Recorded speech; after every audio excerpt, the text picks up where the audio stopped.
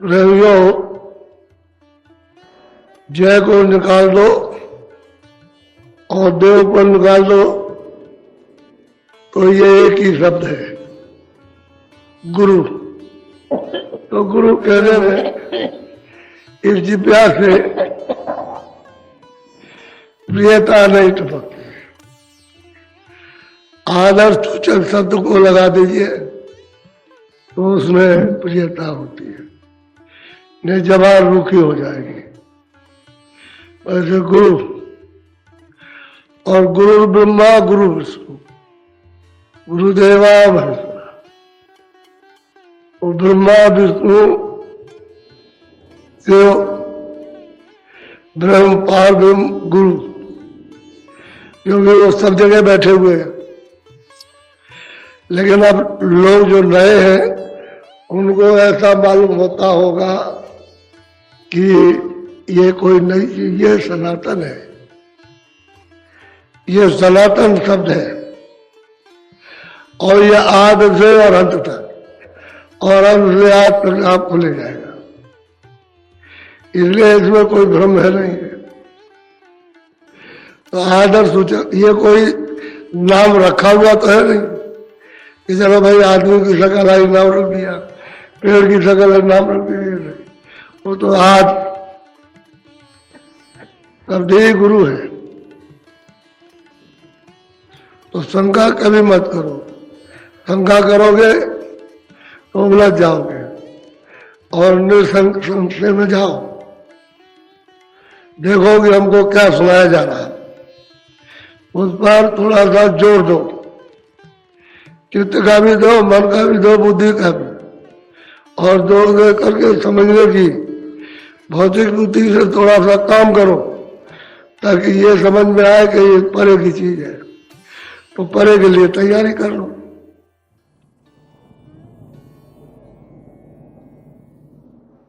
सतगुरु सतनाम तुमको प्रणाम।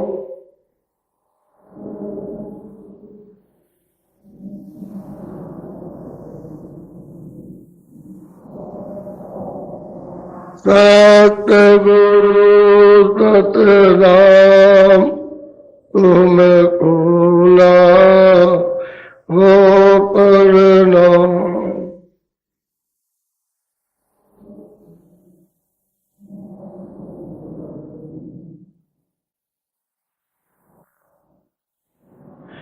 कोटिन सूरज चांद सितारे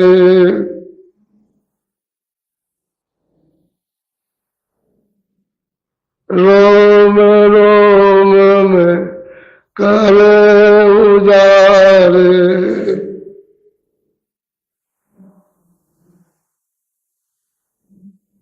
रोम रोम में करे उजारे।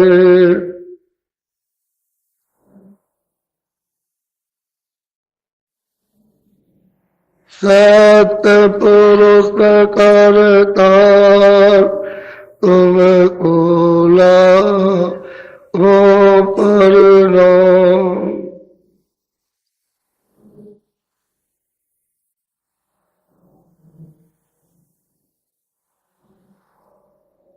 अरबों सूरज चांद सितारे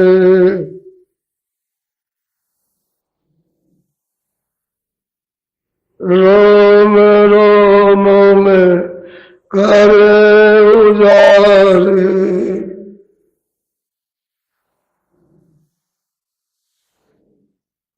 अलग पुरुष करतार तुमको लाखों प्रणाम।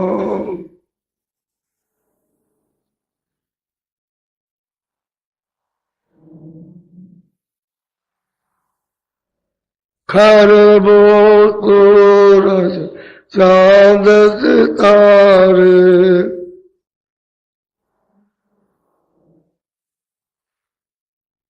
रोम रोम में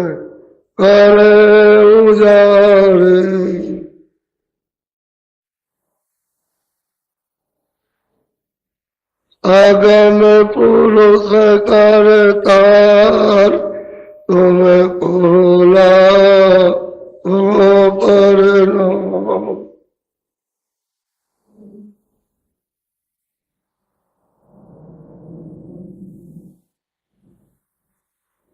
नील नील सब भान उतारे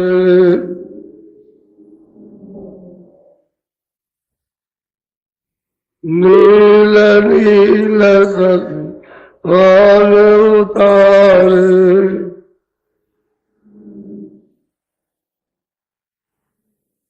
रोम रोम में करे उजारे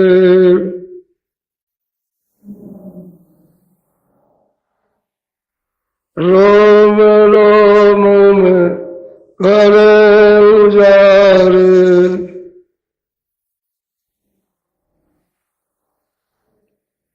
अनामी पुरुष करतार तुम्हें खोला हो परिणाम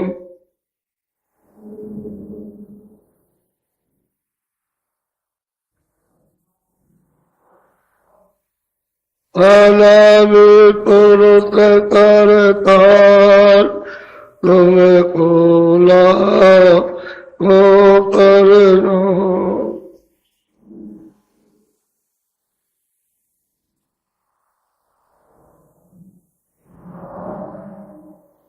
सतगुरु सतनाम तुम्हें खोला हो परिणाम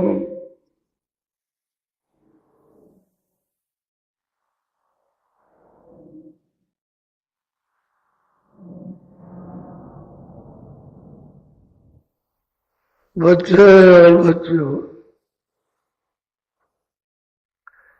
हम सभी लोग मनुष्य शरीर में इस शरीर में रहते हैं। देखता हूं कि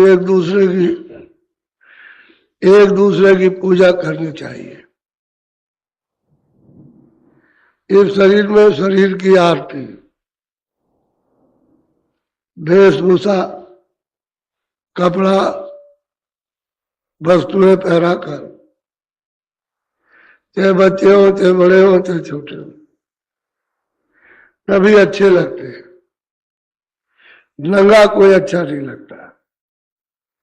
ऐसे ही जब सूरज दोनों आंखों से ऊपर जब चलती है और स्वर्ग में पहुंच गई तो वहां का वेशभूषा अलग है और वहां आरती होती है। वहां जो स्थानीय जो देवता है, क्योंकि 14 तबक 14 लोग हैं, उसमें अलग अलग अधिष्ठाता राज करते हैं। उनकी वहां की सूरतें लिंग शरीर में सब आरती करती रहती है। ये आवाजें जो है, जो आप सुन रहे हो, ये वहां सब खुल्लम खुल्ला बजती रहती है। बाजे खूब बजते रहते हैं, बहुत अच्छी तरह से बाजे बजते हैं। यहाँ तो अच्छे नहीं लगते, वहां बहुत ही अच्छे बाजे लगते हैं, बहुत मन को भाते हैं बाजे, और आरती होती है। तो उस शरीर की आरती उस शरीर में, इस शरीर की आरती इस शरीर में। जब आरती करना भूल गए ना, तो आप कोई तस्वीर मिट्टी की, पत्थर की बना के रखते हो, फिर आरती करते हो। ये आरती करने के लिए नहीं कहा गया। चेतन आरती जिंदा, चाहे बच्चे की करो, चाहे माँ की करो, चाहे बाप की करो, और चाहे मतलब है कि गुरु की करो।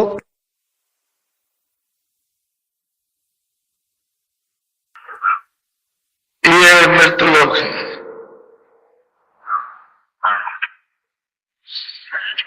इस धरती पर, जमीन पर आपको आजादी दी गई है,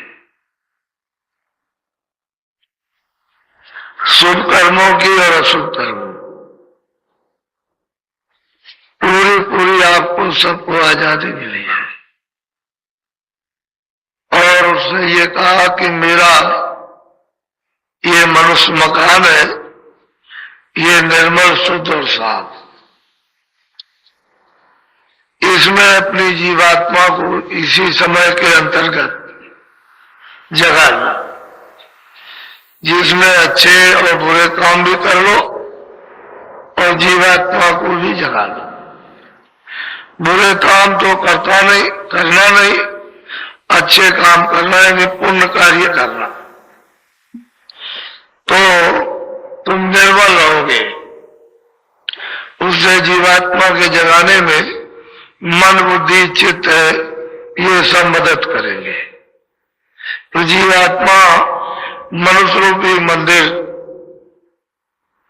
दोनों आंखों के मध्य भाग में बैठी है। जब ये मदद करेंगे तो जो जीवात्मा ऊपर में भार लाद रखा है पाप पुण्य, जिससे वो बंद पड़ी हुई है, उसकी आंख और कान उनके खुलने में ये मदद करेंगे, सहायता करेंगे। लेकिन बुरे काम जब करोगे तो ये मदद नहीं करेंगे। इनका स्वभाव, इनकी आदत चिलबिल्ली हो जाएगी और ये इंद्रियों के भोगों में गिर जाएंगे। ये तुमसे छूट नहीं सकते, बार बार खींच के ले जाएंगे और तुम वहां गिरते रहोगे, तब तक तुम्हारा समय पूरा हो जाएगा। ये मनुष्य शरीर साधना का धाम है, केंद्र है। इसी मनुष्य शरीर से साधना करके लोग योगी बनते हैं, ज्ञानी बनते हैं, विज्ञानी बनते हैं। इसी मनुष्य शरीर से साधना करके वो स्वर्ग में, वैकुंठ में जाते हैं, ब्रह्मलोक में जाते हैं। ईश्वर का साक्षात्कार इसी शरीर में रह करके करते हैं। इसी शरीर से साधना करके ब्रह्मलोक में पहुंचते हैं। यही शरीर है जिससे पार ब्रह्मांड पाया जाता है। इसी से सर्व सब कुछ, आद और अंत सब कुछ देखा जाता है। इसी से प्रभु को पाकर के भक्ति प्रेम बताया जाता है और भक्ति की जाती है। इसलिए ये शरीर अमूलक है, इसकी कोई भी कीमत संसार में नहीं है। कहने का ऐसा अमूलक जिसकी कोई कीमत नहीं दे सकता है, न इसकी कोई कीमत लग सकती है।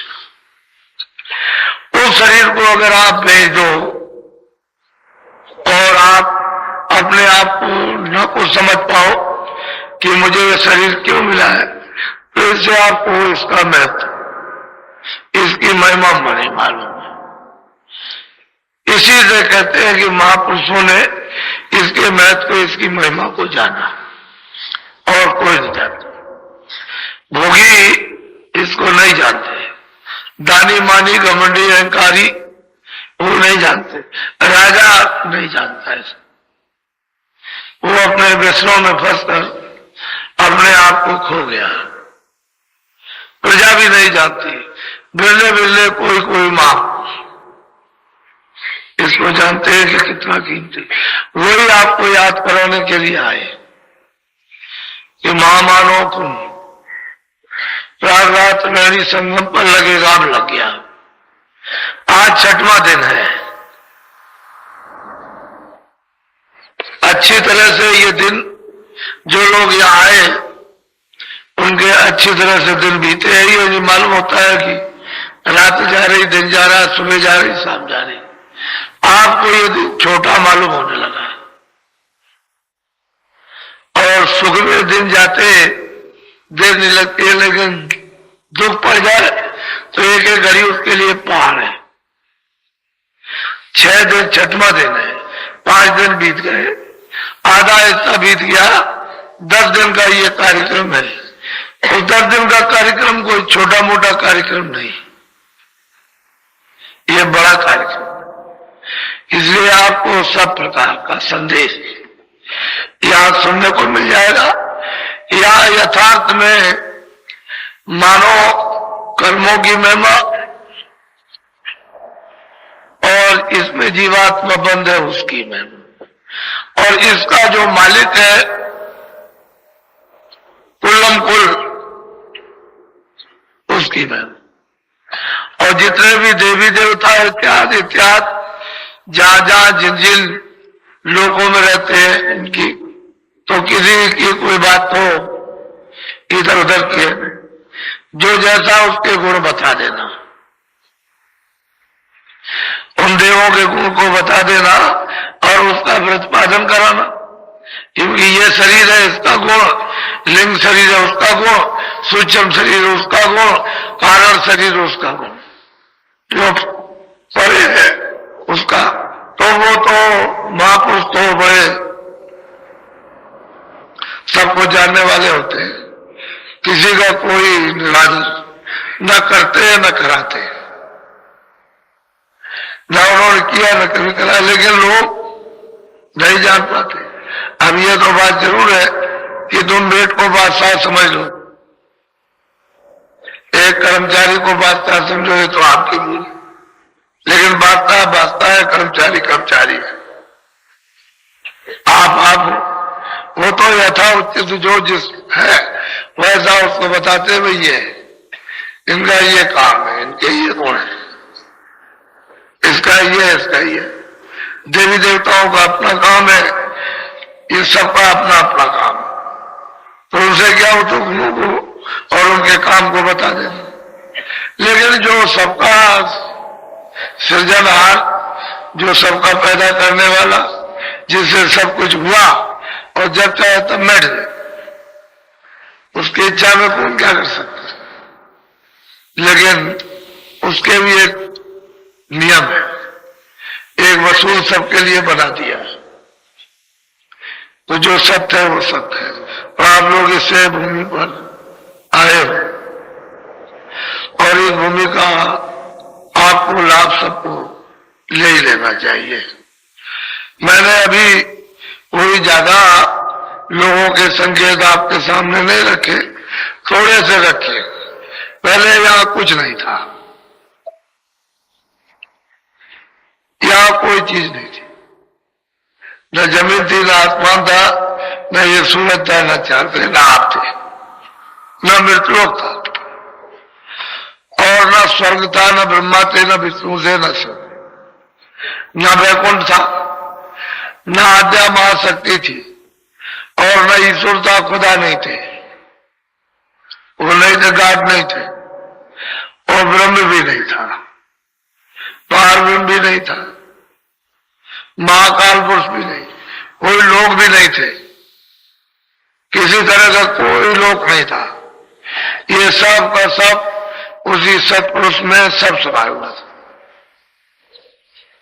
अब इसका सबका मालिक सत्पुरुष, उस अनामी पुरुष ने तो अगम पुरुष है, अपने से उन्होंने स्थापित कर दिए, वो अगम लोग, फिर अलग पुरुष को अपने से अलग, वो अलग, और सत्पुरुष को अपने से अलग सत लोग। अब ये सब रचना और नहीं, सब यही से होगी, सतलोक से, सत्पुरुष से होगी। इसलिए इस सृष्टि का सबका कर्ता धर्ता वो सत्पुरुष, लेकिन वो भी अलग है, वो भी बिल्कुल अपने को अलग था, वो तो सब मसाला निकाल के सबको दे दिया। अब कभी अगर मान लो कभी उसकी मर्जी हो तो यहां मतलब यह कि जब समय पूरा हुआ कुछ नहीं रहेगा, ये कोई चीज यानी न कोई जानवर, न पशु, न पहाड़, न आप, न समुद्र रहेगा, न ये पृथ्वी रहेगी, न आसमान रहेगा, न सूरज, न चांद। जब वो प्रलय होगी ये सब का सब सुनते हैं, स्वर्ग वैकुंठ ब्रह्मा विष्णु महादेव भी नहीं रहेंगे, आद्या महाशक्ति भी नहीं रहेगी, निरंजन भगवान वो भी नहीं रहेंगे, माया भी नहीं रहेगी, ब्रह्म भी नहीं, उसके ऊपर में प्रकृति है वो भी नहीं, ऊपर पुरुष है वो भी नहीं रहेगा, साफ समेट करके एकदम ऐसा उड़ता चला जाता है जैसे कोई चीज हाथ में नहीं आ सकती। ये नहीं, राग क्या चीज है?